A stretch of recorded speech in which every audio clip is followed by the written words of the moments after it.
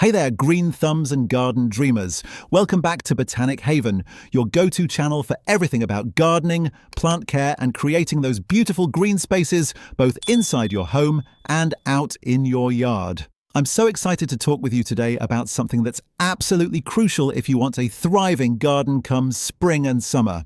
We're diving into the world of indoor seed starting, specifically focusing on 9 crops that really need to get their start indoors during February if you want them to succeed.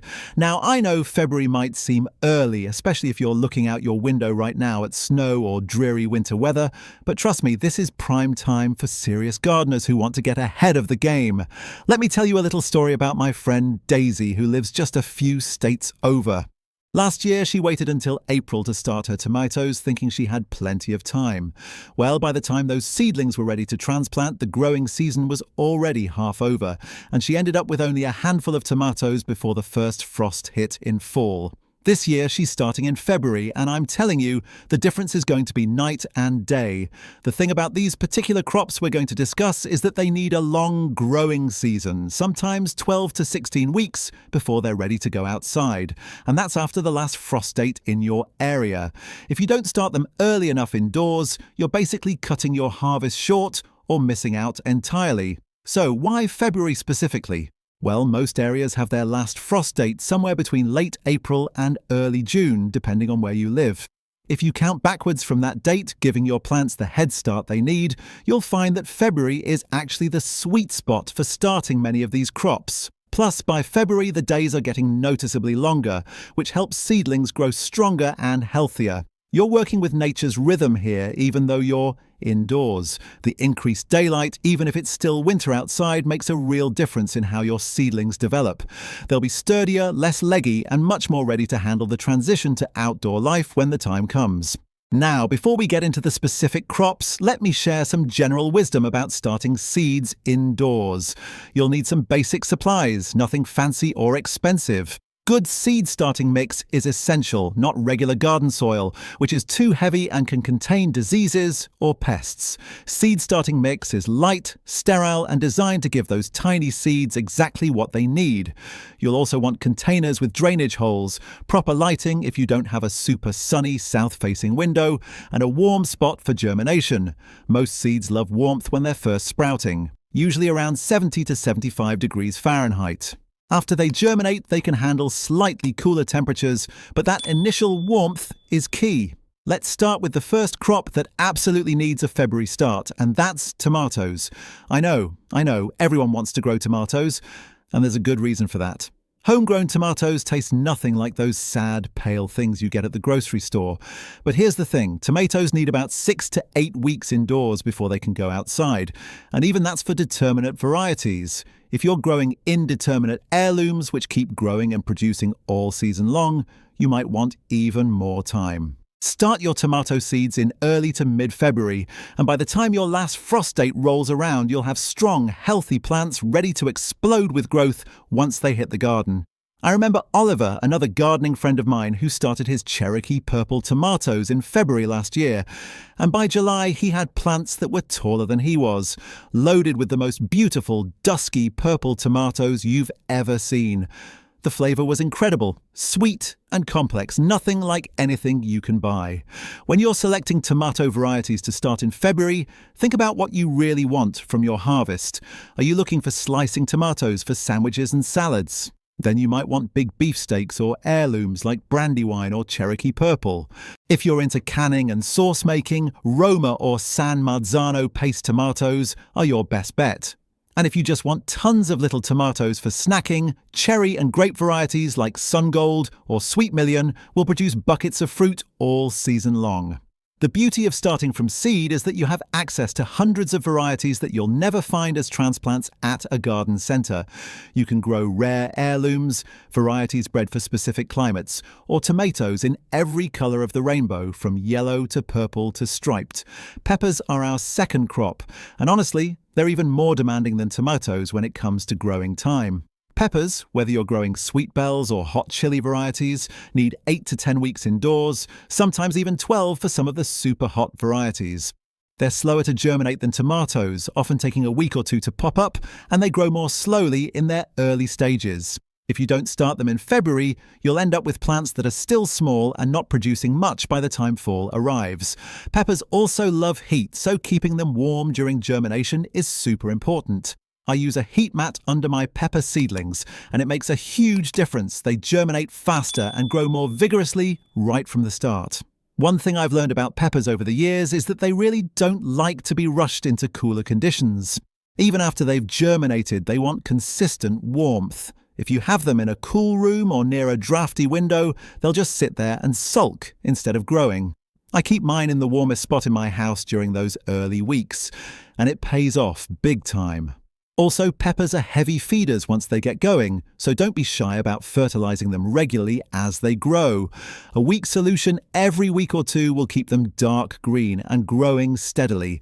And here's a pro tip. When you transplant peppers up to bigger containers, bury the stem a bit deeper, just like you would with tomatoes. This encourages more root development and creates a stronger plant overall.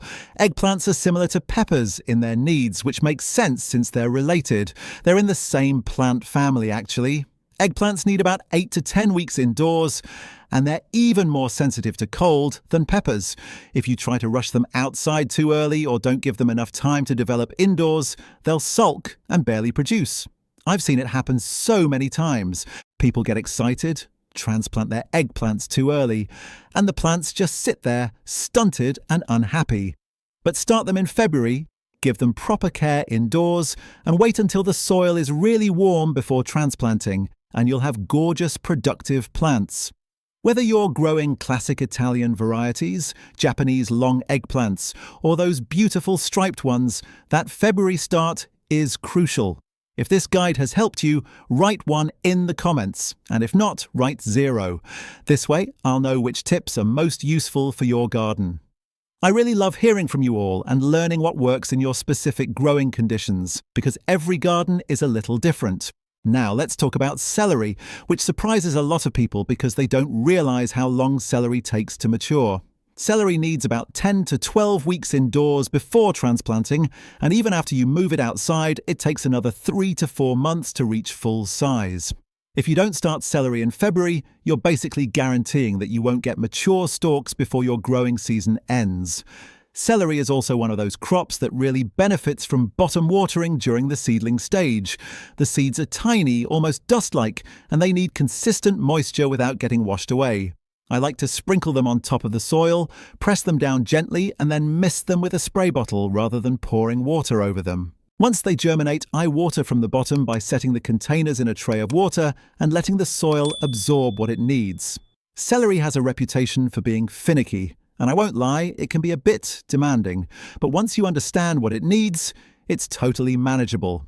The key things celery wants are consistent moisture, never drying out but never waterlogged, rich soil with plenty of organic matter, and cooler temperatures than many other crops. Celery actually prefers it on the cooler side, around 60 to 70 degrees, which is one reason it can be tricky in hot summer climates.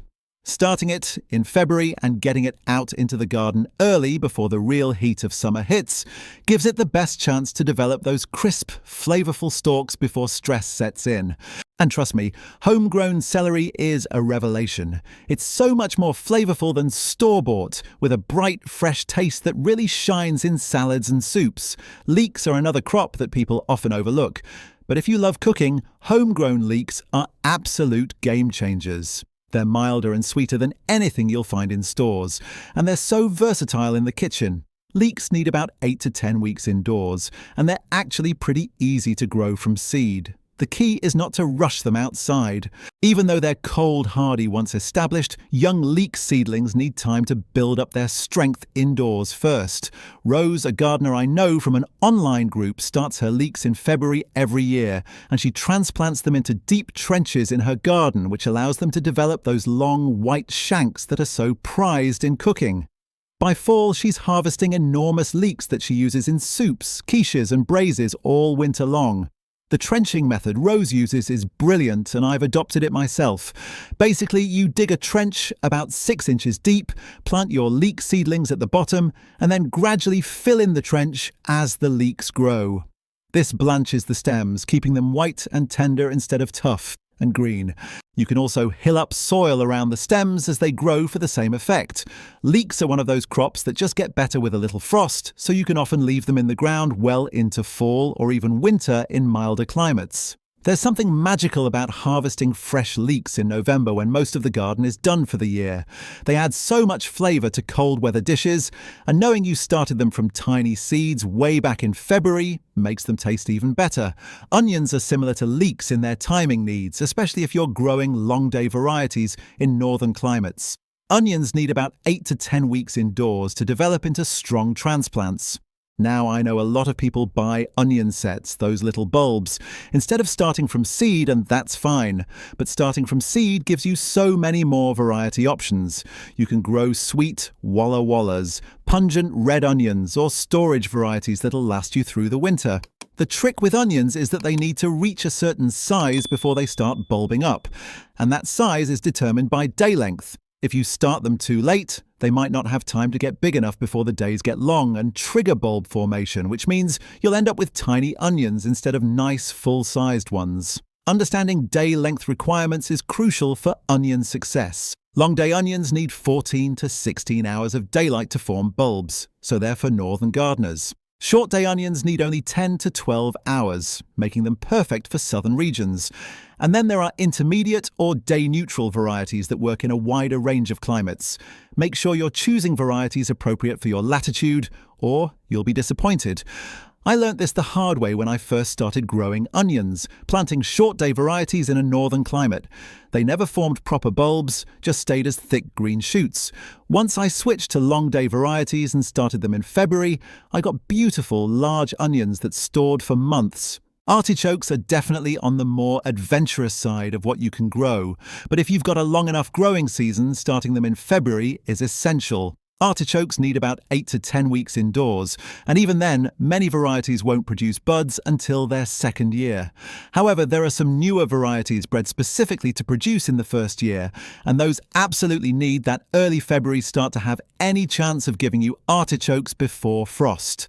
I tried growing Imperial Star artichokes a couple of years ago, starting them in February. And by late summer, I actually got several beautiful large artichokes from first-year plants.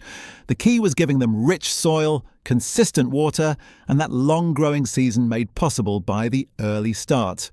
Artichokes are really impressive plants, growing into large architectural specimens that look almost prehistoric with their silvery green foliage and thistle-like flowers. Even if you don't get harvestable artichokes the first year, the plants themselves are worth growing as ornamentals. But there's nothing quite like the satisfaction of cutting your first homegrown artichoke, steaming it and pulling off those leaves one by one, dipping them in butter or aioli. The flavour is nutty and sweet, completely different from anything you'll find in a store, where artichokes are often picked too mature and have become tough and bitter. Growing your own means you can harvest at peak perfection. Celeriac, also called celery root, is another crop that needs a February start. It's not as common as regular celery, but it's absolutely delicious with a complex, earthy celery flavour that's fantastic in soups and purees. Celeriac needs about 10 to 12 weeks indoors, just like celery, and it's actually easier to grow in some ways because you don't have to worry about blanching the stalks. You're growing it for the root, which develops underground. Ivy, a friend who focuses on European vegetables, swears by starting her celeriac in February. She says that by the time fall arrives, she's pulling up these gorgeous, knobby roots that store beautifully through winter and add so much flavour to her cold weather cooking. Celeriac looks weird, I'll admit it. The roots are gnarly and knobby, definitely not the prettiest vegetable in the garden. But once you peel away that rough exterior, you're left with creamy white flesh that's incredibly versatile. You can grate it raw for remoulade, roast it like potatoes, puree it into soup, or mash it with butter for a luxurious side dish. It's popular in European cuisine, but underappreciated in many other places, which is a shame. If you like celery flavour but want something a bit more substantial and earthy, celeriac is definitely worth trying. Just remember, it needs that long-growing season, so February starting is non-negotiable if you want full-sized roots. The last crop I want to mention is slower-growing herbs like rosemary, lavender and sage when you're starting them from seed. Now, I know a lot of people buy these as established plants, and that's often easier. But if you want to grow specific varieties or you want a lot of plants for less money, starting from seed is the way to go. The catch is that these herbs are notoriously slow to germinate and grow, often taking 3 to 4 months before you have anything substantial enough to transplant outside. Starting them in February gives them that crucial time to develop. Lucas, who runs a small herb business, starts hundreds of lavender and rosemary plants from seed every February, and by late May he's got beautiful, healthy plants to sell at farmers markets and plant sales. He says the key is patience and bottom heat during germination, plus not overwatering, which is the #1 killer of herb seedlings. Perennial herbs started from seed require a different mindset than annual vegetables. You're not expecting a harvest that first season, you're investing in plants that will be around for years. Rosemary can grow into a substantial shrub in mild climates, providing fresh herbs year-round. Lavender will bloom for years, attracting pollinators and providing fragrant flowers for crafts and cooking. Sage becomes a beautiful silvery-leaved plant that's both ornamental and culinary. Starting these herbs from seed in February means by the time you transplant them out in late spring, they've had time to develop good root systems and are ready to establish themselves and survive their first summer without too much stress. Let me give you some practical tips that apply to all of these February-started crops. First, lighting is crucial. Even if you have a south-facing window, it's often not quite enough, especially early in February when days are still relatively short. Invest in some basic grow lights if you can. They don't have to be expensive. Simple LED shop lights work great and don't use much electricity. Keep the lights close to your seedlings, just a few inches above the tops, and raise them as the plants grow. This prevents that leggy, stretched-out growth that happens when seedlings are reaching for light. I can't stress enough how much difference proper lighting makes. I've seen seedlings grown under good lights versus those grown on windowsills, and it's night and day. The ones under lights are compact, sturdy, and dark green, while the windowsill ones are often pale, spindly, and weak. Second, don't start your seeds in their final containers. Start them in smaller cells or containers and transplant up as they grow. This gives you better control over moisture and prevents root rot. When roots start coming out the drainage holes, it's time to move them to a bigger container. I usually start in cell packs or small pots, then move up to 4-inch pots, and sometimes even up to 6-inch pots before transplanting outside. Each time you pot up, you're encouraging the plant to develop a bigger, more extensive root system, which translates to a stronger plant overall. Yes, it's more work than just starting in a big container, but the results are worth it. Watering is another area where people often run into trouble. Seedlings need consistent moisture, but not sogginess. The soil should feel like a wrung-out sponge, moist but not dripping. I like to water in the morning so that any excess moisture has time to evaporate during the day, reducing the risk of fungal diseases. Bottom watering, like I mentioned with celery, is great for many crops because it encourages roots to grow downward looking for water, creating stronger root systems. Just set your containers in a tray of water for 15 to 20 minutes, let them absorb what they need, then remove them. The surface might still look dry, but trust me, the soil below is perfectly moist. This method also prevents you from accidentally washing away tiny seeds or seedlings with overhead watering. Temperature is another key factor that deserves more attention than it often gets. Most seeds germinate best in warm conditions, but once they've sprouted, they prefer it a bit cooler. This can be tricky in a house where the temperature is the same everywhere, but you can work with it. Use heat mats for germination, then move the sprouted seedlings to a slightly cooler location, maybe near a window where it's 65 to 70 degrees instead of 75. This helps produce sturdier plants with thicker stems and better root development. I learned this the hard way when I kept my seedlings too warm all the time, and they grew tall and spindly, flopping over when I tried to transplant them. That cool-down period after germination is when the plants put energy into developing strong stems and roots instead of just reaching upward for light. Fertilizing is important, but don't overdo it. Seed starting mix doesn't have much in the way of nutrients, which is actually good for germination. But once your seedlings have their first true leaves, those leaves that look like the mature plant rather than the initial seed leaves, they need some food. Start with a weak solution of liquid fertilizer, maybe quarter or half strength, once a week. As the plants get bigger and closer to transplant time, you can gradually increase to full strength. I use a balanced fertilizer, something like 10-10-10 or 5-5-5, nothing fancy. The goal is steady, healthy growth, not forcing the plants to grow as fast as possible, which can actually weaken them. Over-fertilized seedlings often have lush, dark green growth that looks impressive but is actually soft and prone to damage and disease. Air circulation is something people often forget about, but it's crucial for preventing disease and creating strong plants. Stagnant air around seedlings can lead to damping off, a fungal disease that causes seedlings to suddenly topple over and die. I run a small fan on low speed near my seedlings for a few hours each day. This not only moves the air around, but also causes the seedlings to develop thicker, stronger stems as they respond to the gentle movement. It's mimicking what happens outdoors with wind. Plants that grow in still air indoors are unprepared for the physical stress of wind once they go outside, but plants that have experienced gentle air movement indoors make the transition much more easily. Hardening off is the final crucial step before your seedlings go into the garden, and it's one that people often skip or rush, leading to disaster. Hardening off means gradually acclimating your indoor-grown seedlings to outdoor conditions over the course of a week or two. Start by putting them outside in a sheltered, shady spot for just an hour or two, then bring them back in. Each day, increase the time and exposure to direct sun and wind. By the end of the hardening off period, they should be able to stay out overnight without problems. This process toughens up the plants, thickening their cell walls and preparing them for the harsher conditions they'll face in the garden. I know it seems like a lot of work, moving plants in and out every day, but it makes such a difference in transplant success. Plants that aren't properly hardened off will wilt, sunburn, or even die when you put them out permanently, wasting all that time and effort you put into growing them. I've made the mistake of skipping proper hardening off, and I paid for it dearly. One year, I was so excited to get my plants in the ground that I only hardened them off for a couple of days. The first night outside, temperatures dropped more than expected, and the next morning, my pepper plants looked absolutely terrible, leaves drooping and turning pale. It took them weeks to recover, and some never really did.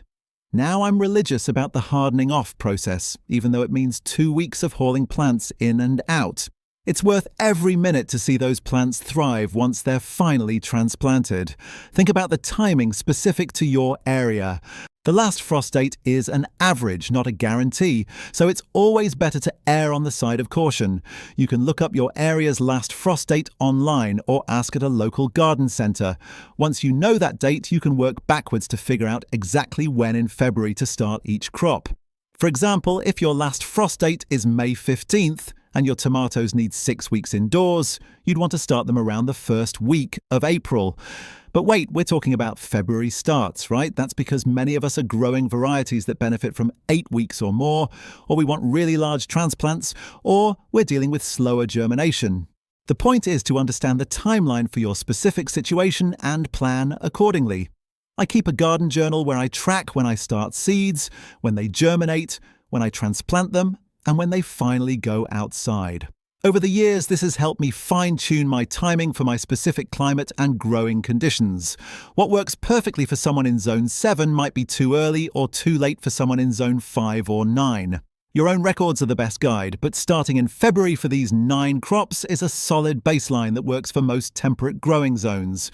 You can always adjust from there based on your results. Space is often a limiting factor for indoor seed starting. Not everyone has a greenhouse or a huge sunny room to dedicate to seedlings, but you can make it work in surprisingly small spaces. A sunny windowsill, a shelf with a grow light in a basement or spare room. Even a corner of your kitchen can work. I've seen people successfully start hundreds of seedlings in a closet with some simple shelving and inexpensive LED lights. The key is being organized and making the most of vertical space. Shelving units work great because you can stack multiple levels of lights and seedlings. Just make sure each level has adequate light and air circulation. I've set up a 4-shelf unit in my basement that holds several hundred seedlings, and it only takes up about 8 square feet of floor space. Organization is key when you're dealing with multiple types of seeds started at different times. I label everything clearly with the variety name and dates started. Plastic plant markers work great, or you can use popsicle sticks and a permanent marker. Trust me, you think you'll remember which variety is which, but once you have dozens of containers of seedlings that all look basically the same, you'll be grateful for those labels. I also keep a simple spreadsheet tracking what I've started, when I started it, germination rates, and notes about how each variety performs. This might sound overly detailed, but it makes a huge difference in improving your results year after year. Let me share one more story about a gardener named Grace who was skeptical about starting seeds indoors. She'd always bought transplants from the garden centre, thinking that starting seeds was too complicated or too much work. But one winter she decided to try it, starting tomatoes and peppers in February. She kept it simple, just some basic seed starting mix, a few recycled containers, and a cheap shop light hung over a shelf. She was amazed at how well it worked and how rewarding it was to watch those tiny seeds turn into healthy plants. By the time spring rolled around, she had more plants than she could use and ended up sharing with neighbors and friends. The cost savings alone were significant, but more than that, she loved the sense of control and involvement in the entire growing process, from seed to harvest. The following year, she expanded her indoor seeds, starting to include all 9 of the crops we've talked about today, and her garden absolutely thrived. The beautiful thing about starting seeds in February is that it gives you something productive and hopeful to do during the tail end of winter. When it's cold and grey outside, there's something incredibly uplifting about working with soil and seeds and watching new life emerge. It connects you to the growing season ahead and gets you excited about the bounty that's coming. Your windowsill or basement shelf becomes a little oasis of green in the depths of winter, a promise of the abundance that will fill your garden in just a few months. And when you bite into that first homegrown tomato in July, or slice into a beautiful pepper in August, you'll remember that it all started with those seeds you planted back in February, when snow was still on the ground. There's also something deeply satisfying about the continuity of it all. You're participating in a practice that goes back thousands of years, humans carefully nurturing seeds into plants. Every culture that's practiced agriculture has developed its own techniques for starting seeds and transplanting seedlings. And while our materials might be modern, with LED lights and plastic pots, the basic process is the same. You're working with fundamental forces of life and growth, providing the conditions that allow a tiny seed to unlock all the genetic information it contains and develop into a productive plant. It's both simple and miraculous at the same time. These 9 crops, tomatoes, peppers, eggplants, celery, leeks, onions, artichokes, celeriac, and slow-growing herbs, all share that common need for a long head start indoors. They're investments in your future harvest, requiring a bit of patience and care now for big rewards later. Yes, it takes some effort to set up your seed starting area, to water and monitor seedlings, to provide light and warmth. But I promise you, it's absolutely worth it. There's no comparison between starting your own seedlings and buying whatever happens to be available at the garden centre, hoping the varieties are what you want and that the plants are healthy and strong. When you start your own, you control everything from variety selection to growing conditions, and you end up with exactly the garden you envision. The cost savings are substantial too. A packet of tomato seeds might cost $3 or $4 and contain 25 to 50 seeds. A single tomato transplant at a garden centre costs at least $3 to $5. You can start a dozen plants from that seed packet and still have seeds left over for next year, saving yourself $30 to $40 or more. Multiply that across all the crops you're starting and the savings really add up. Plus, you get to grow varieties that simply aren't available as transplants, opening up a whole world of flavors, colors, and characteristics that you'd never experience otherwise. So grab your seeds, get your supplies ready, and let's make this growing season the best one yet. Starting these 9 crops indoors in February is your ticket to a garden that's productive, abundant, and full of exactly what you want to grow. Don't let another season pass by without taking advantage of this crucial window. Your future self standing in the garden in the heat of summer, harvesting basketfuls of beautiful vegetables, will thank you for the work you're putting in right now. Take your time, be patient with the process, and don't get discouraged if you have some failures along the way. Every experienced gardener has killed their share of seedlings. It's part of learning what works and what doesn't in your specific situation. The important thing is to keep trying, keep learning, and keep growing. Happy planting, everyone, and I'll see you in the next video where we'll dive even deeper into the wonderful world of gardening here at Botanic Haven. Until then, get those seeds started and let's grow something amazing together.